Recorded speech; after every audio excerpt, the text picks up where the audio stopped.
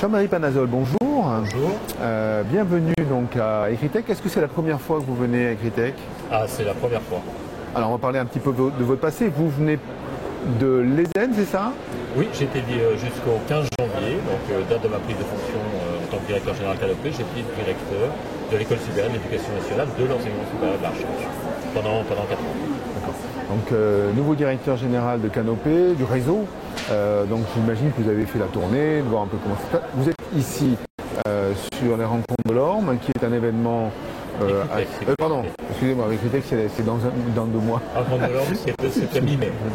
Alors en fait vous avez plusieurs événements et quelle est la fonction que vous voulez donner au réseau Canopé en tant que nouveau directeur général? Écoutez, d'abord, si je peux me permettre, c'est de rendre hommage au travail de mes prédécesseurs, mon prédécesseur Jean-Marc Mériot, mais aussi Gilles Lafayette, parce que je pense que la réforme qui a été engagée, la refondation du réseau, est exemplaire. On a vraiment réussi une œuvre rare, ambitieuse, avec une vraie stratégie. Et donc, je suis un peu quelque part l'héritier de cette stratégie. Et on charge, et c'est une mission que j'accepte bien volontiers, de transformer l'essai maintenant. Puisqu'on a donc jeté les fondations sont solides, transformé un opérateur traditionnel qui était orienté vers la production de livres, un éditeur scolaire, gestionnaire de bibliothèque, de médiathèque, qui était les CVDP, en un producteur de ressources transmédia, donc des ressources qui restent, le livre garde sa place, mais aussi des ressources numériques, une offre de services à destination des enseignants, mais aussi d'autres publics, on en parlera peut-être. Et donc cette orientation-là, cette transformation de l'offre de services de Canopé, je pense que c'est une excellente stratégie. Et je vais faire en sorte, en tant que directeur général, de réussir, comme je disais, de transformer l'essai, ou alors, on prend une métaphore aéronautique, maintenant nous avons réussi le décollage, on est en pleine accélération, d'atteindre la vitesse de croisière. Et de stabiliser peut-être l'opérateur aussi, autour du process, autour d'un modèle économique, en travaillant les questions, les relais de croissance, par exemple en recherchant de nouvelles cibles. Les parents, les collectivités locales, sur la question de la forme scolaire. La question de la forme scolaire qu'on vient d'évoquer ici à Ecritech. Comment est-ce qu'un conseil général, comment est-ce qu'un conseil régional qui pense la construction de nouveaux lycées intègre cette question de la forme scolaire? Je pense qu'au travers de la très belle réussite des ateliers Canopé, le réseau Canopé a des choses à dire sur cette question. Vous vous situez toujours en tant que partenaire, justement, vous parliez des collectivités, mais on est partenaire de l'école. C'est quoi votre positionnement par rapport à ça et comment vous voulez le renforcer? Alors déjà, comme je viens de le dire au recteur ETIS que je viens de rencontrer, Réseau Canopé est au service des stratégies académiques. C'est un établissement public qui certes maintenant est un établissement unique. Nous avions 31 CRDP avant, c'était peut-être plus facile pour eux, mais il reste quand même un acteur majeur du déploiement des stratégies académiques. Ça, c'est un premier point. Deuxièmement, comme vous le disiez, les collectivités sont des parties prenantes. C'est-à-dire que sur toutes les questions à la fois des espaces scolaires, de la réflexion sur les espaces scolaires, mais aussi sur les actions du numérique, sur le matériel, Canopé peut être un fournisseur, un partenaire, mais aussi un fournisseur. Un conseil départemental décide de mettre en place un plan de dotation des tablettes dans les collèges. Qui peut, mieux que les médiateurs des ateliers Canopé, expliquer avec des ressources pédagogiques à l'appui comment rentrer dans une dynamique pédagogique avec ce nouveau matériel, dotation du conseil départemental. Et bien voilà, un exemple, les ateliers Canopé sont au service d'une politique de collectivité, mais surtout au service de la réussite des élèves en aidant les enseignants à prendre en main ces nouveaux outils. Vous n'avez pas parlé de formation, c'est un rôle important aussi, formation des enseignants, formation professionnelle, ailleurs? Alors évidemment, les ateliers Canopé, c'est aussi, il me semble, un concept intéressant, se sont développés sur le principe du tiers-lieu. Donc un lieu dans lequel on peut y faire de la médiation, on peut y faire de la promotion de ressources, mais on peut aussi y faire de la formation.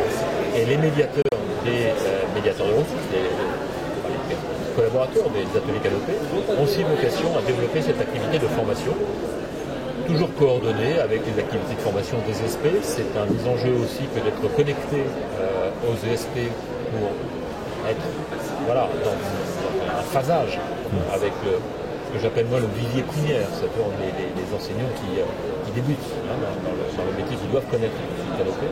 mais aussi avec les services d'information des académies. Donc voilà, ce concept de tiers-lieu va permettre sans doute d'offrir des espaces de coworking, aussi de permettre aussi dans une forme d'horizontalité aux enseignants de travailler entre eux, dans une logique de communauté professionnelle. C'est un espace qui leur offre cette possibilité. Dernier mot sur l'innovation, la recherche. On est ici à Ecritech, il y a souvent des chercheurs qui viennent faire des interventions. On voit que des travaux de recherche sur les nouvelles technologies ou les nouvelles formes scolaires, vous parliez de ça, c'est important. Canopé a toujours été et sera toujours un accompagnateur de l'innovation pour l'enseignement. Évidemment, évidemment. Vous savez que nous animons une agence des usages. On a une direction à Chasteuil, la DR Dune. Direction de recherche sur l'usage des numériques éducatifs. Nous avons interviewé de mémoire pas moins de 15 000 usagers du numérique éducatif en 2017 pour justement étudier, décortiquer avec eux ces nouveaux usages, rechercher ce qu'attendaient les usagers, ces praticiens de l'enseignement du numérique éducatif. Et à partir de ce matériau, nous essayons de produire des ressources qui sont adaptées, des ressources qui sont également testées. Et ça, c'est un élément essentiel. Un deuxième élément, en lien avec ce que vous venez de dire, Canopé a été chargé par le ministre de suivre les travaux du Conseil scientifique de l'éducation nationale, donc piloté par Stanislas Dehaene.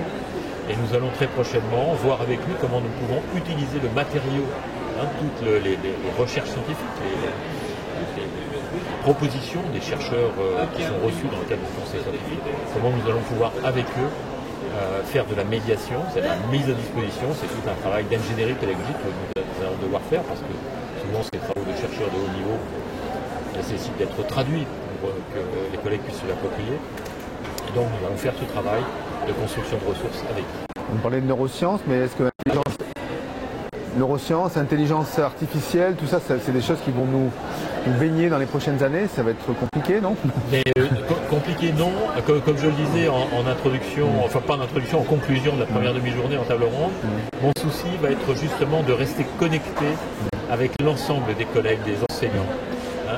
C'est essentiel pour nous d'avoir ce travail, cette fécondité, de la réflexion collective, des geeks qui sont sur l'innovation, qui sont dans l'utilisation et en recherche permanente sur le numérique éducatif.